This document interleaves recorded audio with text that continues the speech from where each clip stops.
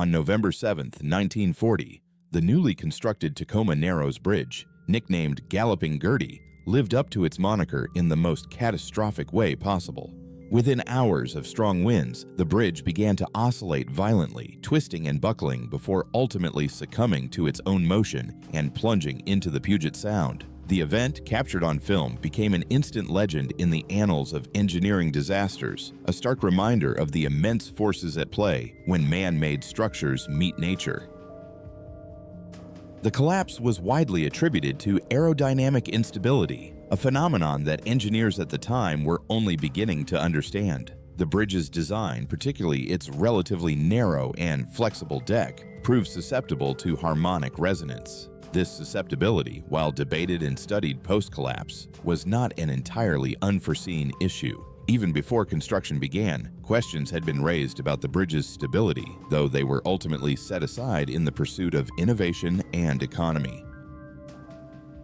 The immediate post-collapse investigations focused on the dynamic forces of wind and vibration. Numerous papers were published, films were analyzed, and models were tested, all aiming to dissect the precise mechanics of the failure. The prevailing narrative centered on the novel engineering challenges posed by such a long-span suspension bridge and the unfortunate oversight in accounting for its aerodynamic behavior under specific wind conditions. It became a case study in the unpredictable nature of complex systems.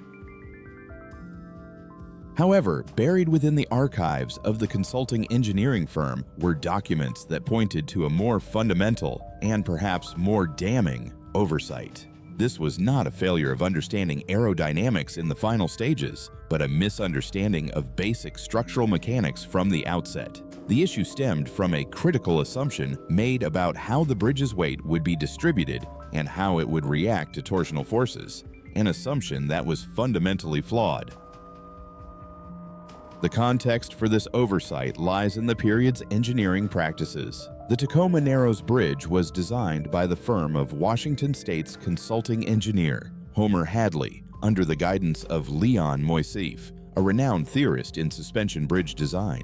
Moisseiff's theories emphasized the importance of a flexible, lightweight deck to reduce dead load and construction costs. This philosophy, while progressive, sometimes prioritized theoretical elegance over robust, conservative design principles. The chief engineer for the project was Arthur R. Lord, who is responsible for translating Moisseiff's theoretical concepts into a practical design. While Lord was an experienced engineer, the project was ambitious, pushing the boundaries of existing knowledge and construction techniques. The bridge was designed to be only 39 feet wide, significantly narrower relative to its 5,939-foot main span than other comparable bridges, a decision that would later prove critical to its instability. This narrowness, combined with a relatively shallow, stiffening girder, created a structure that was inherently susceptible to twisting. The design relied heavily on the rigidity of the roadway itself to resist torsional forces. However, the engineers may have underestimated the degree to which the roadway would twist under wind load, and how this twisting motion would feed back into the oscillations, creating a dangerous positive feedback loop.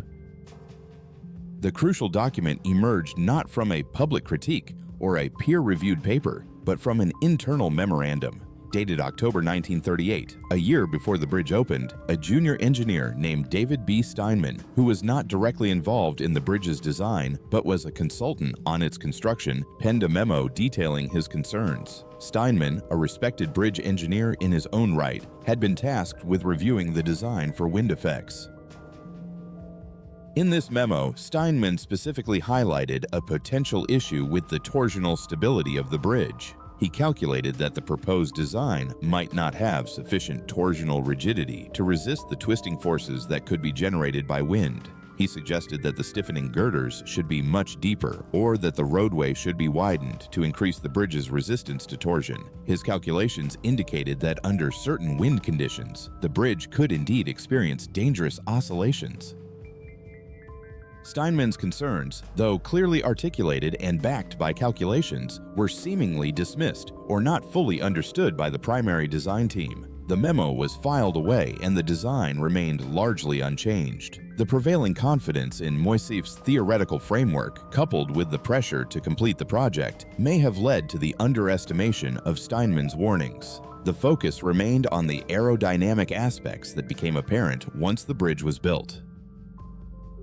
The bridge opened to traffic in July 1940. Within months, the galloping phenomenon became a daily occurrence, a spectacle that both fascinated and frightened the public. Reports of the bridge's excessive movement were common, but the engineers seemed to believe they could manage the situation, perhaps by restricting traffic during high winds. They were, however, underestimating the inherent instability of the structure itself.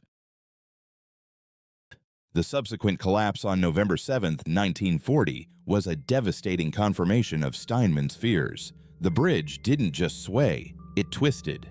The oscillations that had been observed were a precursor to the catastrophic torsional failure. The film footage of the collapse, showing the roadway twisting like a ribbon, vividly illustrated the exact mode of failure that Steinman had warned about in his 1938 memo.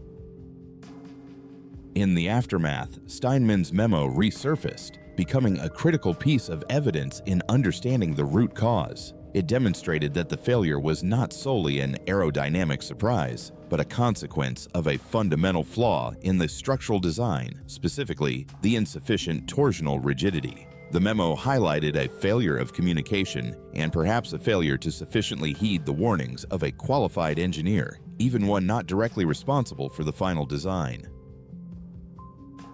The implications of this forgotten memo are profound. It suggests that sometimes the most critical insights are overlooked, not due to a lack of information, but due to organizational dynamics, ingrained assumptions, or the sheer ambition of pushing technological boundaries. The focus on the dramatic aerodynamic failure overshadowed the more mundane, yet critical, aspect of insufficient torsional resistance, a flaw that was calculable and predictable with existing engineering principles. The Tacoma Narrows disaster led to significant advancements in bridge design and wind engineering. Stricter codes and more rigorous testing procedures were implemented. Engineers learned to give greater weight to the dynamic behavior of structures and to account for a wider range of potential failure modes, including torsional instability. The lessons learned, though born of tragedy, significantly improved the safety and resilience of future civil engineering projects worldwide.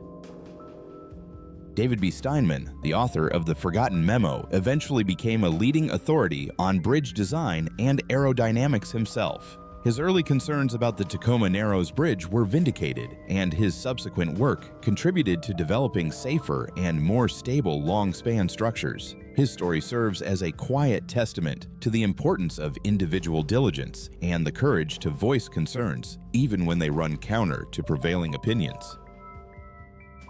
The story of the Tacoma Narrows Bridge collapse is often told as a dramatic tale of wind versus steel, but the existence of Steinman's memo reveals a more nuanced narrative, one of overlooked details, professional judgment, and the subtle yet critical assumptions that underpin our most ambitious constructions. It is a reminder that even in groundbreaking engineering, the devil often lies not in the complexity, but in the overlooked simplicity. The bridge's failure wasn't just a matter of insufficient aerodynamic knowledge, it was also a failure of internal review and communication regarding fundamental structural principles. The engineers who designed and approved the bridge were not oblivious to potential problems, but the specific, actionable warning contained in Steinman's memo was evidently not given the weight it deserved, lost in the complex interplay of theory, ambition, and practice. Today, the rebuilt Tacoma Narrows Bridge stands as a symbol of resilience and modern engineering prowess. Yet the ghost of Galloping Gertie and the lessons from that fateful day, particularly the quiet warning in a forgotten memo, continue to inform the way we build. They remind us to scrutinize not just the grand theories, but the foundational calculations, ensuring that the structures we erect are as sound in their assumptions as they are elegant in their form.